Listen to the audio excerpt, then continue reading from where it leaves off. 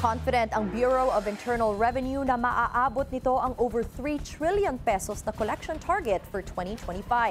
Narito ang agenda report ni Soo Jin Kim.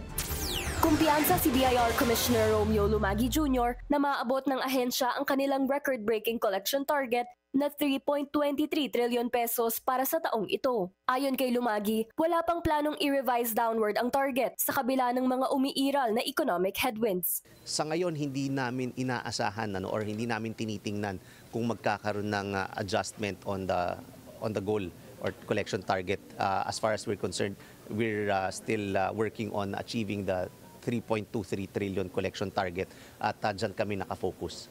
Ngayong buwan pa lamang, inaasahan na ng BIR na makakolekta ng 480 billion pesos. Tiwala ang ahensya na makakamit ito dahil na rin sa mas pinaigting na kampanya laban sa mga peking resibo na nagresulta sa pagtaas ng VAT collections. Kamakailan, naghain ng kaso ang BIR laban sa cosmetics company na Everbilena dahil sa umano'y paggamit nito ng ghost receipts na nagresulta sa mahigit 1.6 billion na tax liability. Yung paghahabol natin sa mga gumagawa ng mga peking resibo, nakafocus tayo dyan and nakita naman natin na maraming mga taxpayers ang tumigil dito kaya naman tumaas ang collection natin sa VAT.